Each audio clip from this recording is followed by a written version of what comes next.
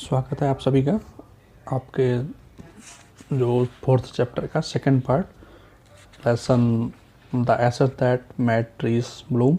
इसका जो second part है उसको हम इस वीडियो में डिस्क्राइब करेंगे। तो फर्स्ट पार्ट में हमने देखा था कि जो उनका पड़ोसी ईर्ष्यालु बहुत ज़्यादा होता है और वो धन को प्राप्ति करने के लालच में आकर के कुत्ते को भी मार देता है और जो ओखल बनाते हैं और जो चक्की बनाते हैं जिससे सोना निकलने लग जाता है उसको भी वो तोड़ देते हैं। तो अब इससे आगे की स्टोरी हम लोग इस सेकंड पार्ट में समझेंगे कि क्या कह रहे हैं। तो शुरू करते हैं फर्स्ट लाइन से। Not long after that the good old man dreamed again and the spirit of the dog spoke to him telling him how the wicked people had burn the mill made from the pine tree. कुछ दिनों बाद उस बूढ़े व्यक्ति को एक पुनः सपना फिर आता है और कुत्ते की आत्मा उससे बोलती है कि उस व्यक्ति ने किस प्रकार से उसके चीड़ से बनी हुई हाथ की चक्की को जला दिया है। उसने हाथ की चक्की को जला दिया है। Take the ashes of the mill sprinkle them on the withered trees and they will bloom again said the dog spirit। उस चक्की की राख को लेकर मुरझाए हुए वृक्षों पर यानी पेड़ों पर बिखेर दो तो वो पुनः खिल उठेंगे, कुत्ते की आत्मा बोलती है। ठीक है, अब क्या होता है। The old man awoke and went at once to his wicked neighbours house where he found the miserable old pair sitting at the edge of their square fireplace in the middle of the floor smoking and spinning. वह बूढ़ा व्यक्ति उठा तुरंत ही अपने दुष्ट पड़ोसी के घर पर जाता है। उन्होंने उस शैतान कपल को एक चौकोर अंगीठी के किनारे फर्श पर बैठे हुए देखा जो कि तंबाकू खा रहे थे और चरखा चला रहे थे। वे थोड़ी थोड़ी देर में अपने हाथों और पैरों को चक्की के छोटे टुकड़ों की तपन से सेक रहे थे। मतलब उन्होंने उसको जो चक्की थी उसको जला दिया था, उसको सेक रहे थे, अपने हाथ पैरों को और हाथों को सेक रहे थे उससे। और उनके पीछे उस चक्की के छोटे मोटे टुकड़े का भी ढेर लगा हुआ था। कुछ तो उसने जला दिए थे और कुछ बचे हुए थे जो कि वो वहाँ पर जलाए जा रहे थे। अब देखिए फिर क्या होता है next. Some bits of the mill while behind them lay a pile of the broken pieces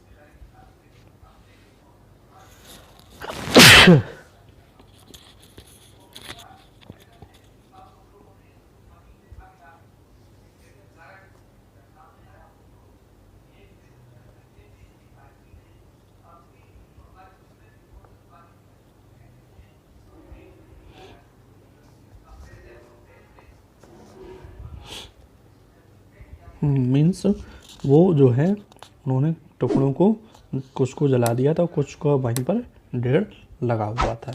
अब द नेक्स्ट पैराग्राफ देखते हैं। The good old man humbly asked for the assess.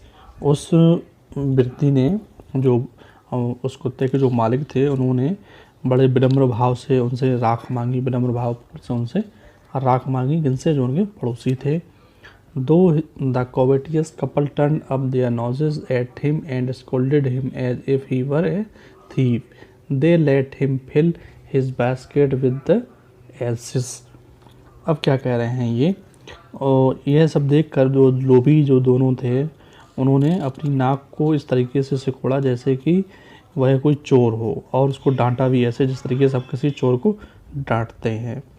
उन्होंने उस व्यक्ति को कह दिया कि ठीक है आप अपनी टोकरी में राख भर लो, भरने के लिए बोल दिया। On coming home the old man took his wife into the garden. घर लौटकर वह अपनी पत्नी को लेकर बगीचे में गया। It being winter their favourite cherry trees was bare. जाड़े का मौसम था, उनका प्रिय वृक्ष चेरी जो है एकदम झड़ चुका था, उजाड़ हो चुका था। उसने क्या किया, and lo it sprouted blossoms until it became a cloud of pink blossoms which perfumed at the air। वह व्यक्ति क्या करता, चुटकी भर राख उस पर छिड़क देता है और देखते ही देखते क्या होता है वह वृक्ष खिल उठता है। उसमें गुलाबी फूलों की चादर सी बिछ जाती है, उसके फूल जो है निकल आते हैं, एकदम फूल ही फूल उसमें लगने लगते हैं और उसमें क्या होता है, सुगंध छा जाती है। और the news of this filled the village and everyone ran out to see the wonder. यह सब देख करके क्या होता है, गांव के लोग आ जाते हैं देखने के लिए इस घटना को जो उनके बगीचे में होती है। The covetous couple also heard the story and gathering up the remaining ashes of the mill kept them to make withered trees blossom। लोभी दंपत्ति ने भी एक कहानी सुनी और चक्की की शेष राख को उन्होंने भी एकत्र किया उसको और उन्हें सूखे वृक्षों में फूल उगाने के लिए संभाल कर रख लिया। उन्होंने कहा कि मैं भी ऐसा ही करूँगी तो ऐसा ही हो जाएगा जैसा कि ये लोग कर रहे हैं। The kind old man hearing that his lord the daimyo was to pass along the high road near। जब वह दयालु वृद्ध व्यक्ति अपने जमींदार के गांव के पास से गुजरने का उसको समाचार मिलता है, जो वहाँ का जमींदार होता है, जो राजा होता है, वो वहाँ के पास के गांव से गुजरेगा तो उसको पता चलता है। देखिए किस तरीके से ये बूढ़ा व्यक्ति अपने जीवन संगनी के साथ में, बूढ़ी महिला के साथ में इस चेरी के ऊपर राख डाल देता है तो ये पूरे एकदम से फूल ही फूल इस पे वो आते हैं। उस अब से आगे स्टोरी देखते हैं। Village set out to see him taking his basket of ashes. Is the train approached he climbed up into an old withered cherry tree that stood by the way side. वह व्यक्ति भी गाँव के जो जमींदार आ रहे होते हैं उनको देखने के लिए निकल पड़ता है और टोकरी भी अपने साथ ले जाता है जो राख वाली है। जब सवारी निकट आने लगती है, in the days of daimyos it was the custom when their lord passed by for all the loyal people to set up their high Windows.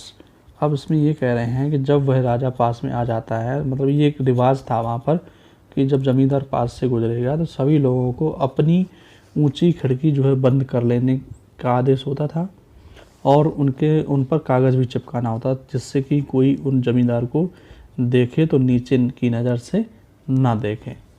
All the people along the road would fall upon their hands and knees and remain prostrate until the procession passed by। सड़क के किनारे खड़े लोग अपने हाथों तथा घुटनों के बल पर बैठ जाते थे और सवारी निकल जाने के बाद भी वो लंबे लंबे लेटे रहते थे, पड़े रहते थे वहाँ पर। इस प्रकार से उनका जो जमींदार आता था। The train drew near, one tall competent man marched ahead crying out to the people by the way, get down on your knees, get down on your knees, and everyone kneeled down while the procession was passing।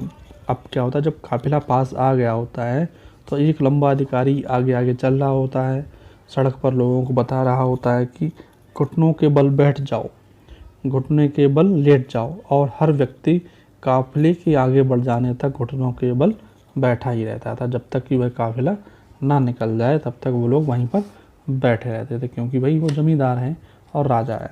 Suddenly the leader of the van caught sight of the aged man up in the tree. अचानक से जो रथ का नेता जो होता है उसकी नज़र वृक्ष पर बैठे बूढ़े व्यक्ति पर पड़ती है। He was about to call out to him in angry tone, but seeing the he was such an old fellow he pretended not to notice him and passed him by।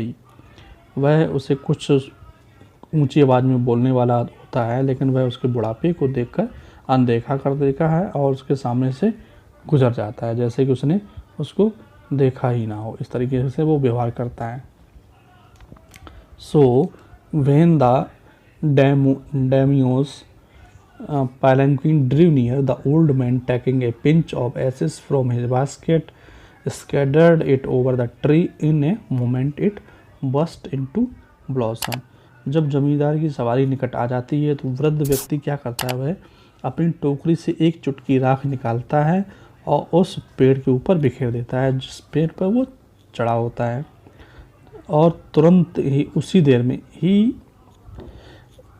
थोड़ी ही देर में वह पेड़ कैसा हो जाता है, फूलों से लद जाता है, एकदम बर्स्ट इनटू ब्लॉसम, मतलब पेड़ों पर एकदम फूल ही फूल हो जाते हैं, मतलब पेड़ जो है फूलों से लद जाता है।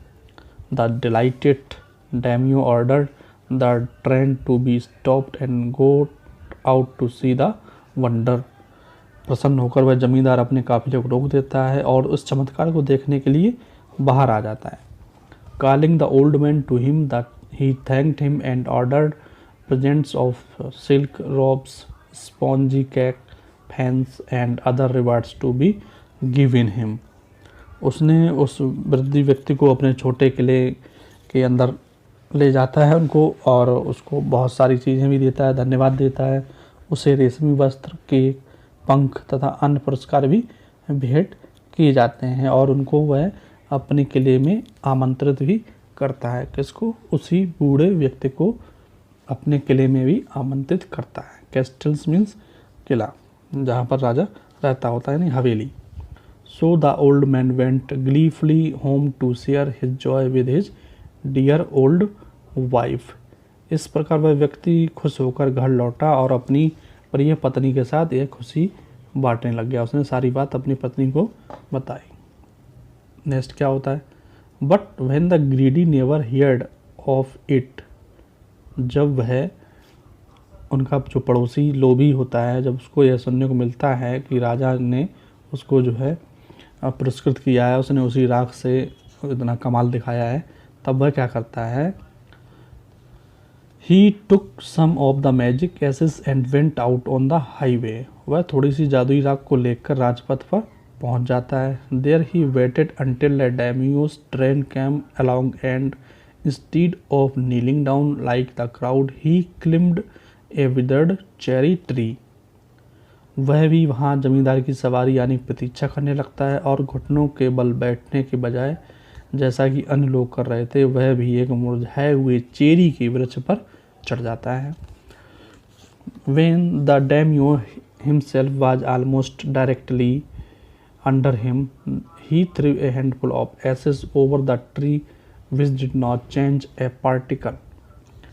जब वह जमींदार उसके नीचे पहुंचता है, तब उस दुष्ट व्यक्ति ने क्या करा? मुट्ठी भर राख उस वृक्ष पर बिखेर दी, पर वृक्ष में, उस पेड़ में बिल्कुल भी परिवर्तन नहीं आया। The wind blew the fine dust in the noses and eyes of daimyo and his wife.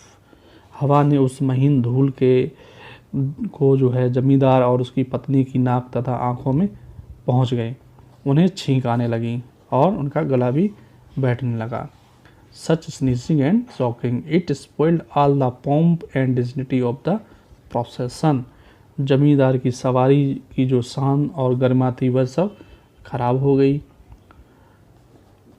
The man whose business it was to cry get down on your knees seize the old fool by the collar, dragged him from the tree and tumbled him and his ash basket into the ditch by the road. जिस व्यक्ति का काम लोगों को झुकने का आदेश देना था, उसने उस मूर्ख व्यक्ति की गर्दन पकड़ी और नीचे घसीट लिया और उसे उस राख भरी टोकरी को सड़क के किनारे एक गड्ढे में गिरा दिया। Then beating him soundly he left him for dead, और उसको पिटाई, उसकी अच्छी खासी पिटाई की और उसको सड़क पर मरा हुआ छोड़कर चले गए। वो लोग उनको छोड़ दिया जैसे कि ये मर गया हो। Thus the wicked old man died in the mud, but the kind friend of the dog dwelt in peace and plenty, and both he and his wife lived to a green old age. इस प्रकार से दुष्ट व्यक्ति वहीं कीचड़ में पड़ा रहा और अंत में वह मर भी गया, पर कुत्ते को जो दयालु मित्र था, वह बूढ़े व्यक्ति थे, वो एक समृद्ध होकर जिंदगी जीने लगे। दोनों पति पत्नी को परमानंद की प्राप्ति हुई और वो स्वस्थ रहने लगे और उनकी आयु भी लंबी हो गई। इस प्रकार से आपकी ये स्टोरी पूरी होती है। इसका जो फर्स्ट पार्ट है उसका डिस्क्रिप्शन हम अपने इस यूट्यूब के डिस्क्रिप्शन में दे देंगे, उससे आप देख सकते हैं फर्स्ट। तो अगर आपको ये वीडियो अच्छा लगा है तो इसको सब्सक्राइब करें, लाइक करें और शेयर भी करें। Thanks for watching.